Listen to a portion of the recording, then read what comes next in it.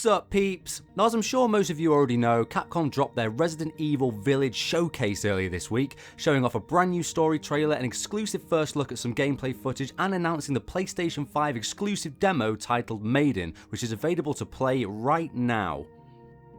Now, both myself and Moz are long-time fans of the Resident Evil series. In fact, my introduction to the franchise was playing the original Resident Evil game back on PS1 when I was only 8 years old, and it remains one of my most vivid gaming memories of all time. Probably because of the lasting psychological trauma that it's left me with. In hindsight, I probably should judge my mum for her pretty questionable parenting letting me play that at such a young age, but it's safe to say that if she hadn't, I wouldn't love her nearly as much now. So, you know, nice one, Mum. She should probably be paying my therapy bills now though, but anyway, here's a rundown of our personal thoughts on the new footage the developers have generously gifted our eyeballs with, and some of what we hope to see in the full release when it drops on all platforms on the 7th of May this year. First up, let's take a look at some of the new narrative details introduced to us during the showcase. Even though it was heavily alluded to in the earlier trailers, it has now been confirmed by Capcom developer Pete Fabiano that the main story arc of the game concerns Resident Evil 7 protagonist Ethan Winters trying to rescue his kidnapped daughter, presumably from this weird vampiric cult in the titular village somewhere in Romania, who wants to use the child for some sort of twisted, nihilistic ritual. We see Chris Boulder Shoulder Redfield and his dark clandestine crew abducting the baby, but his role within the story is still unknown.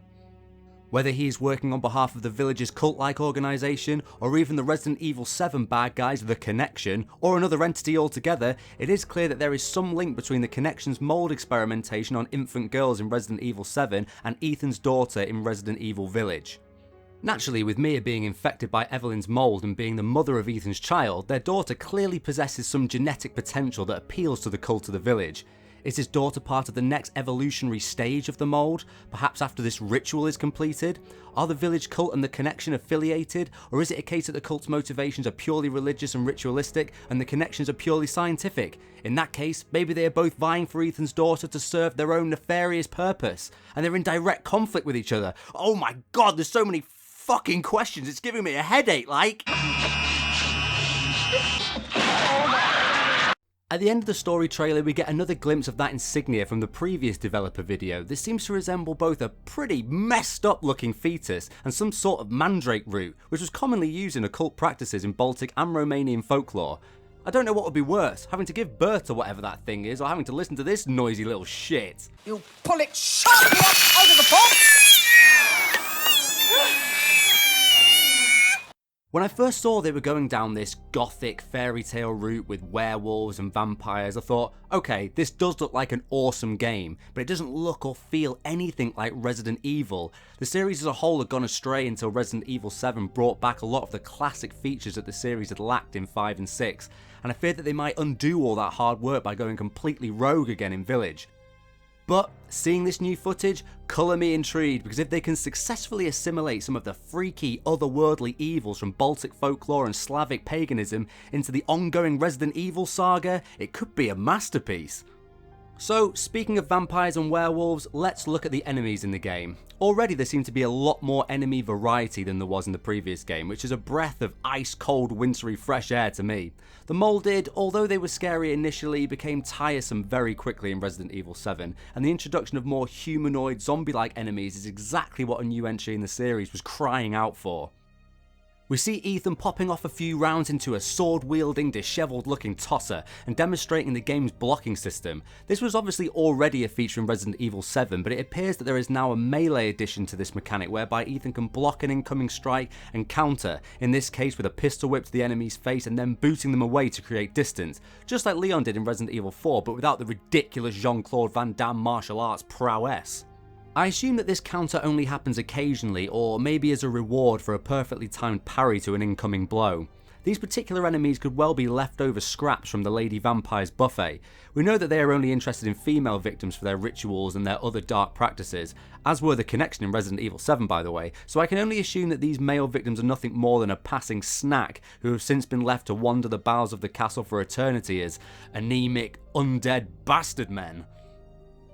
Although it's not particularly Resident Evil, I would like to see some melee combat being introduced to the series. Resident Evil has always been heavily gun focused, but I would have thought that with Ethan being the so-called everyman, that he would be more adept as a dull, personality-sapped normie at wielding a stair rail or maybe even a toilet seat, rather than being some special ops super soldier well versed in all kinds of arsenal.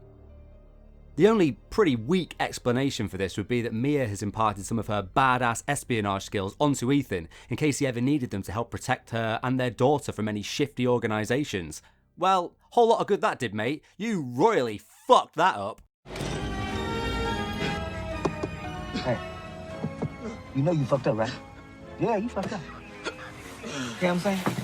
The main antagonists we have been introduced to so far are the vampire witches, led by this freakishly tall and imposing Lady Demetrescu. The other blood-sucking, spell-summoning bitch witches appear to be Lady Demetrescu's daughters, and to say that they be bugging out is an understatement. They look like they're auditioning for the sequel to the film Hocus Pocus, but directed by someone like Guillermo del Toro. Sarah Jessica Parker's character still looks pretty hot nearly 30 years on though, Jesus! Lady Demetrescu seems to be subservient to only some enigmatic character she speaks to on the phone, referred to as Mother Miranda, presumably the matriarch of the cult. The end of the maiden demo shows off that not only is Demetrescu a behemoth of a lady with a penchant for bloodsucking, but she's also the apparent love child of Freddy Krueger and Wolverine looking at those digits. I'm not a huge fan of that, to be honest, but it's not exactly the first time Resi has gone really OTT flamboyant on their antagonist designs. We also learn from the demo that the Demetrescu family has a long history of producing wine in the region, where the main ingredient to ensure a vintage that demonstrates a, I quote, thick bouquet is, of course, blood. Ugh, rank, mate.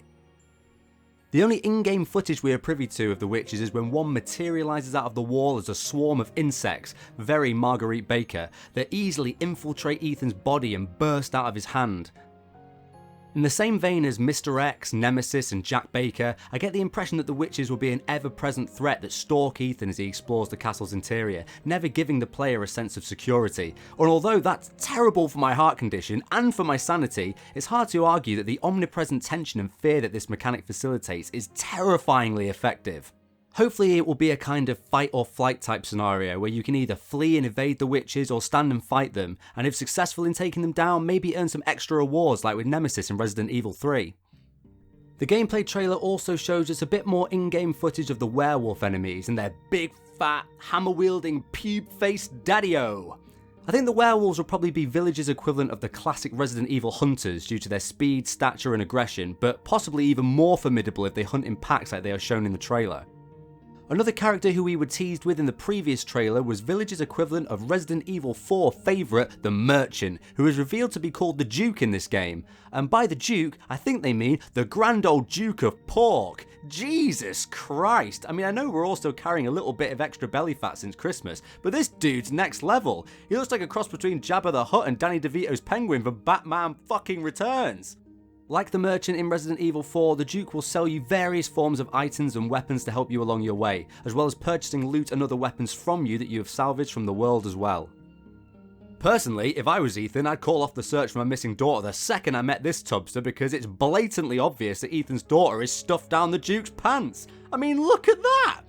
Forget getting wrapped up in all this trippy vampire cult shit, just buy your daughter off this bulbous bastard and get the hell out of there before he fishes her out of his knickers and chucks her in a pot roast like this guy. Well, listen up, City Jim. I ate a baby. Oh, aye, baby. The other white meat. Baby, it's what's for dinner.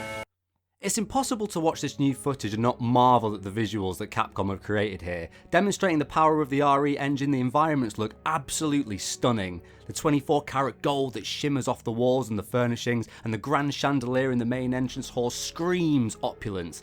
Many people have cited that the castle itself is a throwback to Salazar's castle in Resident Evil 4, but this feels so much more richly textured and lived in compared to the bleak austerity of that castle. My personal favourite setting in all of Resident Evil is the Spencer Mansion from Resident Evil 1, and the remake of course, and I'm hoping that the Demetrescu castle can be the closest reimagining we've had to that in the mainline Resident Evil series. I think Capcom attempted to recapture the feeling of the Spencer Mansion to a small extent in the Baker Mansion in Resident Evil 7, but it wasn't expansive or labyrinthine enough for my liking, and I hope that they can do it justice in Village, with the castle being such a huge building to explore with plenty of winding corridors littered with doors that house a whole plethora of fucked up nasties for us to get absolutely brutalised by, hopefully. If you combine the claustrophobic interior of the castle with the expansive semi-open world of the village itself where you're completely exposed to the elements, a balance of horror could be achieved here to a beautifully effective extent. Speaking of being exposed to the elements, my favourite part of the Maiden demo was the sound design, which gives us a glimpse of just how effective it's going to be in the main game as a tool to help us unload our bowels into our trousers. As our eponymous protagonist awakes in a dungeon, we hear the windy blizzard whistling outside and the rusty creaking of chains from all the primitive devices of torture that are littered around the space. It's proper grimy, mate. The cold dampness of the walls is palpable too. Although the demo does not have any combat and is essentially just a short walking simulator, or visual showcase as the devs have labelled it, it does enough to arouse long-time fans of the series with nods to familiar tropes that all Resident Evil veterans will be familiar with, such as having to find an ornamental eye in order to open a locked door, as well as finding a lockpick to escape the dungeon. Neither of these require any level of thinking and certainly won't have you bouncing off the walls in frustration, with this only being a teaser of what's to come, I assume. But one thing is for certain, the titular Maiden here is clearly an ancestor of Jill Valentine, because the speed at which she opens that dungeon door with that lockpick, anyone would think she was bestowed with the title of Master of Unlocking. It's also worth mentioning that all versions of the game come with a side game called Reverse, like RE-Verse, which essentially looks like an online multiplayer battle royale featuring some of the series' most iconic characters, from Leon to Jill to Mr. X-Rated himself. So, overall, has this showcase whet my appetite for Resident Evil Village? Abso-fucking-lutely it has. I'm bloody saturated with anticipation and arousal. It's shaping up to have not only all the ingredients to make a formidable entry into the survival horror genre, but also one that manages to appease both new and old players of the Resident Evil series. Bring on May 7th. Thanks for watching, guys. Are you looking forward to playing Resident Evil Village? What did you like or not like about what was shown to us during the recent showcase? Let us know in the comments, and for more content like this, please do us a massive favour and smash your decaying zombified finger onto that subscribe button. It would be hugely appreciated. Catch you in the next one. Peace out!